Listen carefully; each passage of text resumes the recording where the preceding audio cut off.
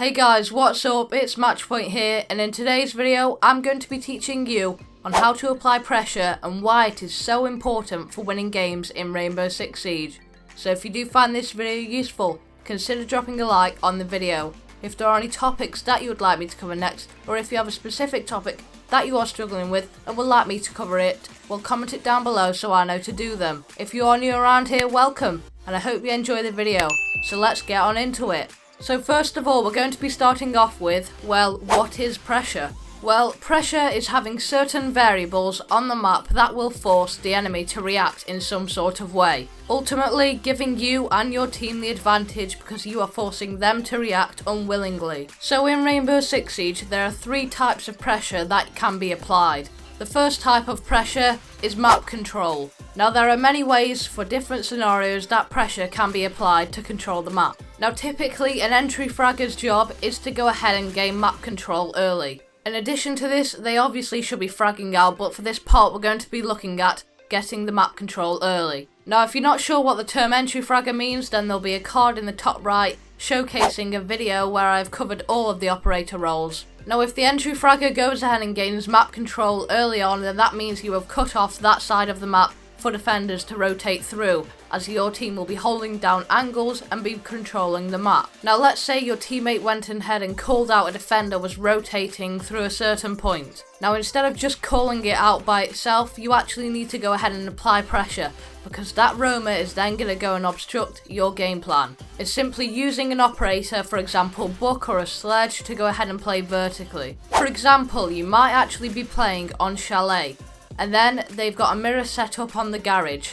Then you can go ahead and use your Buck or a Sledge to go and play vertically to deny that mirror.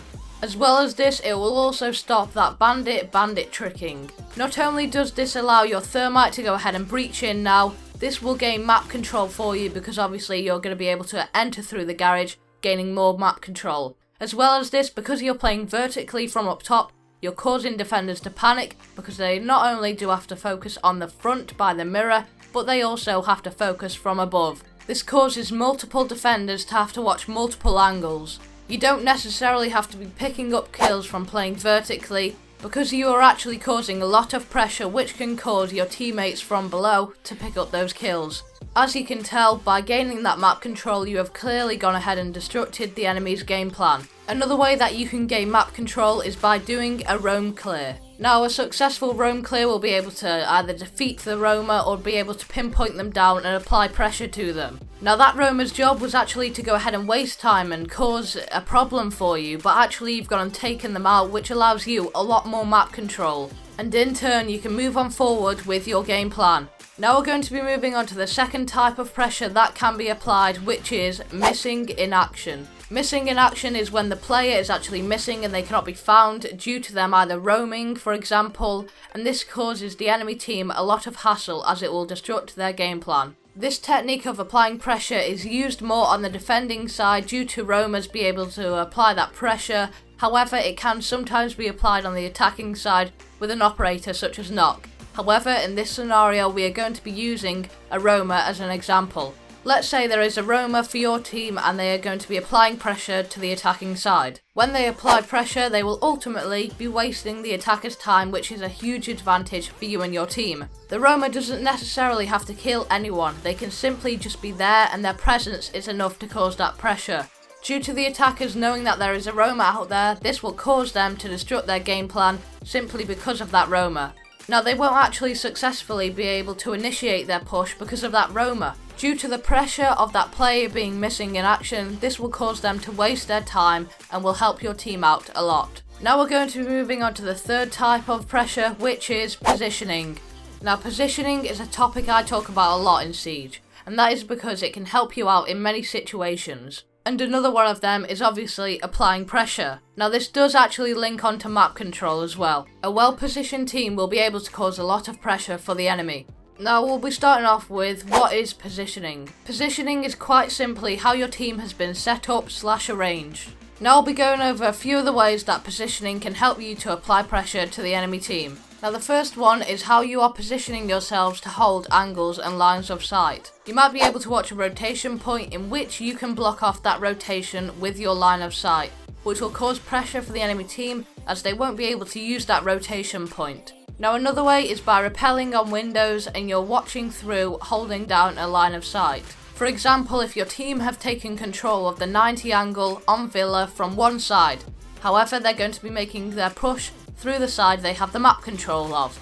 Well, actually you can go ahead and rappel on the window outside, which can watch the other side of the 90 hallway in case anyone decides to push round for your team. This creates a lot of pressure for the enemy team, as not only are they going to be getting pushed through one side of the 90 hallway, but they are actually not going to be able to rotate round to flank. Now again, linking onto map control, the positioning of your team can be really important, as if you have multiple angles that the defenders will have to hold down. For example, you might have one attacker playing from vertical, and then you might have the others pushing in. Or in fact, one part of your team could push through one point and the other part could simply hold an angle through the rotation. There are many variations for different scenarios that you can apply pressure in. Now I'll be giving you a few reasons as to why pressure can help you win those games in Rainbow Six Siege. Pressure causes defenders to panic. A lot of players can't cope with the stress and panic that pressure can put them under, which will cause their game plan to crumble and for you to be able to initiate an effective push. Another reason is that pressure can give your team a confidence boost and help them to push forward. As if you are applying pressure and you have map control, your teammates won't have to worry about, for example, a roamer that might come from behind, as obviously your teammates will position themselves to cut off rotation points for that roamer. Pressure is extremely important for winning games in Rainbow Six Siege, and I'd highly recommend for you to focus in on it. And that is going to be it for today's video, guys. I hope you have all enjoyed. If you did or you found this video useful, then make sure to give it a like and subscribe for more tips and tricks like this. And I'll catch you guys in the next one. Bye bye.